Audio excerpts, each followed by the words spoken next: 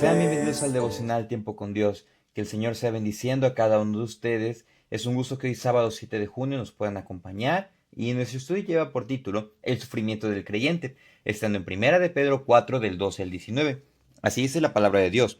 Amados, no os sorprendáis del fuego de prueba que os ha sobrevenido, como si alguna cosa extraña os aconteciese, sino gozaos por cuanto sois participantes de los padecimientos de Cristo, para que también en la revelación de su gloria os gocéis en gran alegría. Si sois vituperados por el nombre de Cristo, sois bienaventurados, porque el glorioso Espíritu de Dios reposa sobre vosotros. Ciertamente, de parte de ellos, Él es blasfemado, pero por vosotros es glorificado. Así que ninguno de vosotros padezca como homicida o ladrón o malhechor o por entremeterse en lo ajeno. Pero si alguno padece como cristiano, no se avergüence, sino glorifique a Dios por ello, porque es tiempo de que el juicio comience por la casa de Dios, y si primero comienza por nosotros, ¿cuál será el fin de aquellos que no obedecen al Evangelio de Dios? Y si alguno con dificultad se salva, ¿en dónde aparecerá el impío y el pecador? De modo que los que padecen según la voluntad de Dios encomienden sus almas al fiel Creador y hagan el bien. El sufrimiento del creyente. El día de hoy vamos a estar estudiando este pasaje y el apóstol Pedro a través de ese momento nos da una serie de recomendaciones. Primero nos hace entender que el sufrimiento es algo que va a ocurrir. Si nos podemos percatar, es un tema bastante recurrente en esta carta, pero ahora nos da una serie de pautas para que podamos asimilar lo que es el sufrimiento, lo que es la adversidad y cómo el creyente debe de ir afrontando. Y vamos a ver tres puntos, tres elementos de lo que pues, es parte del sufrimiento del creyente. Los vamos a compartir con todo aprecio y respeto a cada uno de ustedes. Y bueno, vemos que el sufrimiento del creyente, como primer punto, no es nada extraño. ¿Pero por qué no es nada extraño? Bueno, revisemos el versículo 12. Dice, amados, no os sorprendáis del fuego de prueba que os ha sobrevenido. Si recordamos el elemento de algunos puntos de la introducción, se mencionaron o se mencionó que la carta de Primera de Pedro pudo haber sido escrito entre los años 60 y 64, en ese lapso, el 68 como máximo. Pero ¿por qué esta fecha? Bueno, es que en el año 64 fue cuando ocurrió el incendio de Roma, el incendio orquestado por el emperador Nerón en ese momento, lo cual desencadenó una persecución contra los creyentes que duró más de 200 años. Entonces tenemos este precedente, pero ¿por qué hacer referencia a este momento? Porque recordemos que inició con un incendio. Es por eso que dice, amados, no os sorprendáis del fuego de prueba que os ha sobrevenido. La prueba puede venir, sí, se puede manifestar como si fuese un incendio de momento y deja grandes estragos. Así como tristemente los incendios que se está viendo en la zona del estado de Veracruz, que si tienen oportunidad de apoyar con algo en especie, pues es bueno apoyar, brindar esa ayuda. Pero el asunto aquí es el siguiente. ¿Por qué no debe de sorprendernos o por qué no es nada extraño la prueba para los creyentes, para los que estamos firmes en el Señor? Bueno, es que dice, como si alguna cosa extraña os aconteciese, o sea, no lo deben de ver como algo extraño, no lo debe de ver como algo raro.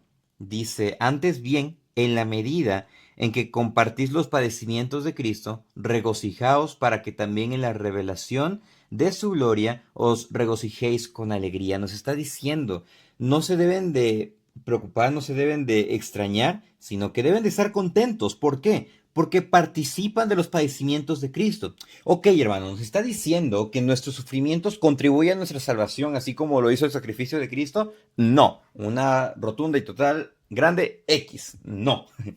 ¿Por qué?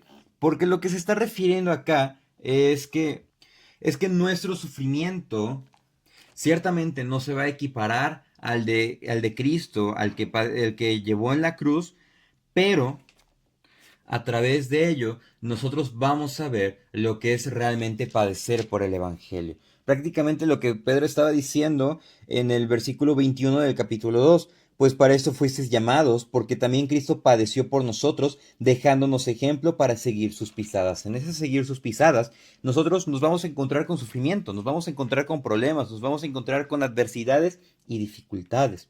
Es por eso que nos debemos de alegrar, porque así nuestro Maestro sufrió. Entonces, eso quiere decir que estamos haciendo algo bueno. Entonces nos debemos de gozar dice, os gocéis con gran alegría. ¿Por qué? Porque dice, para que también en la revelación de su gloria, cuando estemos ante su presencia, vamos a decir, todo sufrimiento valió el esfuerzo de permanecer firmes en Jesús. Y el versículo 14 dice, si sois vituperados por el nombre de Cristo, sois bienaventurados, o sea, son dichosos. Esto quiere decir que el glorioso Espíritu de Dios reposa sobre ustedes. A pesar de que los cristianos o de lo que los creyentes eran maltratados, eran vituperados, Dios les hace saber que son dichosos a través de su Santo Espíritu. Y esa es una gran fortaleza para nosotros, que es Dios quien nos ayuda. Y es que dice, por parte de los externos, ellos blasfeman el Evangelio, pero a través de ustedes Cristo es glorificado.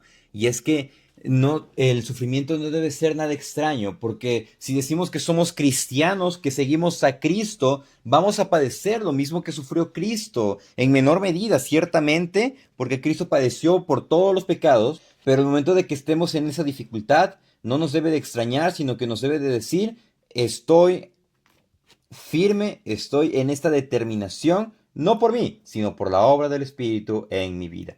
Y eso nos lleva al segundo punto, que el sufrimiento del creyente tiene un mayor propósito. Ciertamente cada padecimiento, cada circunstancia, cada adversidad tiene un propósito, pero para nosotros tiene un propósito mucho mayor. Dice el versículo 15, les deja en claro que en vez de sufrir, pues justamente, o sufrir por alguna cuestión innecesaria, deben de sufrir por algo o deben de sufrir realmente por Cristo. Dice, así que ninguno de vosotros padezca como homicida o ladrón o malhechor o por entremeterse en lo ajeno. O sea, no lleguen a caer en esas conductas pecaminosas. Porque dice, como homicida, como ladrón, malhechor o por entremeterse. Esto incluye el estar en revueltas o trifulcas que vayan en contra del gobierno o que en movimientos, en golpes de Estado. Entonces, él les dice, sí, el gobierno es muy injusto. El imperio romano es de lo peor, era de lo peor.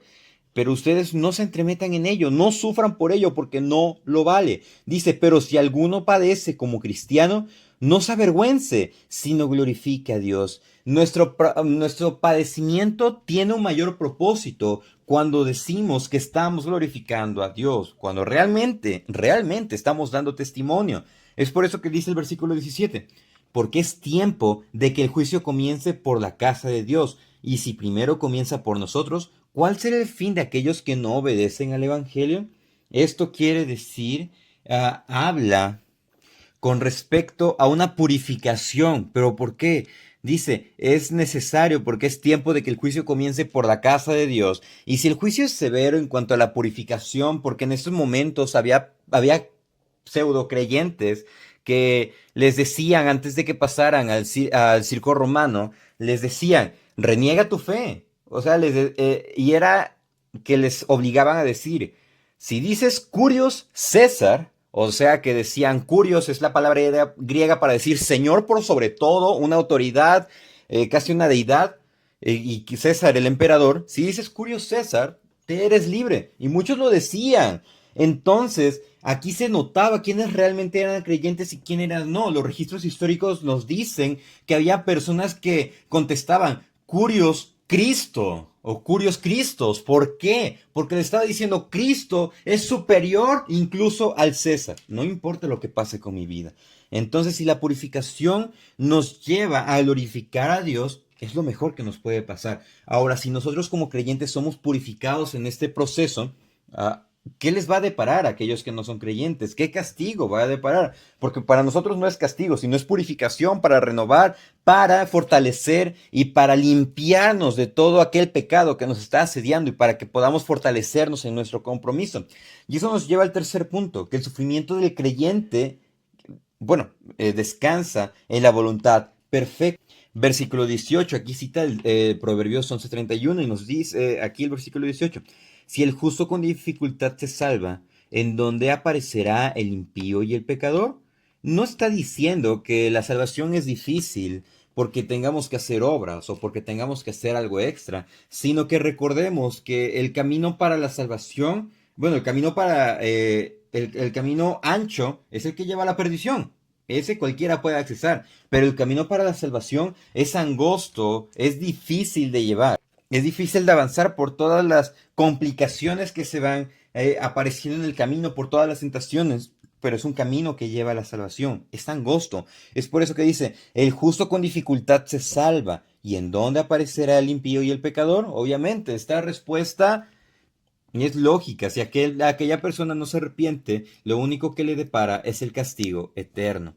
Y es que el versículo 19 nos dice, de modo que los que padecen según la voluntad de Dios, encomienden sus almas al fiel Creador y hagan el bien. Nosotros padecemos según la voluntad de Dios. Ya hemos visto que el padecimiento no es nada extraño. Ya hemos visto que poseemos un mayor propósito al padecer, pero también ya hemos visto que nuestro padecimiento, nuestra dificultad, descansa en una voluntad perfecta. Esto nos refuerza lo que es la soberanía de Dios. Y es que al ser creyentes debemos de recordar lo que dice Romanos 8:28. Sabemos que para los que aman a Dios, todas las cosas les ayudan para bien. Estos a los que conforme a su propósito son llamados. En ese tiempo era la purificación de los creyentes. En este tiempo es mantenernos firmes en nuestros principios cristianos y compartirlos a otros. Pero también en el versículo 35 nos dice, ¿quién nos separará del amor de Cristo? ¿Tribulación, o angustia, o persecución, o hambre, o desnudez, o peligro, o espada? Como está escrito, por causa de ti somos muertos todo el tiempo, somos contados como ovejas en el matadero. De manera que más adelante nos dice, por lo cual estoy seguro de que ni la muerte, ni la vida, ni ángeles, ni principados, ni potestades, ni lo presente, ni lo porvenir, ni lo alto, ni lo profundo, ni ninguna otra cosa creada nos podrá separar del amor de Dios, que es en Cristo Jesús, Señor nuestro. Nuestro sufrimiento descansa en la voluntad de Dios. Es por eso que nos dice, encomiéndese. Y es que este era un término bancario, el cual significa depositar para salvaguardar y también para protección.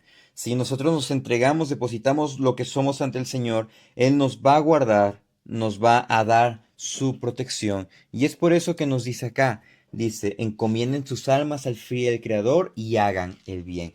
Nuestro sufrimiento, mis amados hermanos, mis amadas hermanas, es el Señor quien nos ayuda, es el Señor quien nos sostiene. Y recordemos que el sufrimiento no es nada extraño, no es nada ajeno, sino que posee un mayor propósito, el cual es glorificar a Dios y descansa en la voluntad perfecta, la cual es la voluntad de Dios. Y es por eso que nos llama a encomendarnos, a depositar todo lo que nosotros somos en el fiel Creador. Prácticamente todo es por Él y para Él. Entonces nosotros le entregamos lo que somos, le regresamos lo que Él ha creado y nos dejamos en sus manos para poder depender constantemente de su ayuda. Muchísimas gracias por acompañarnos en el devocional Tiempo con Dios. Sea el Señor bendiciendo a cada uno de ustedes y si Dios nos presta vida, el día de mañana continuaremos nuestro estudio diario. Saludos.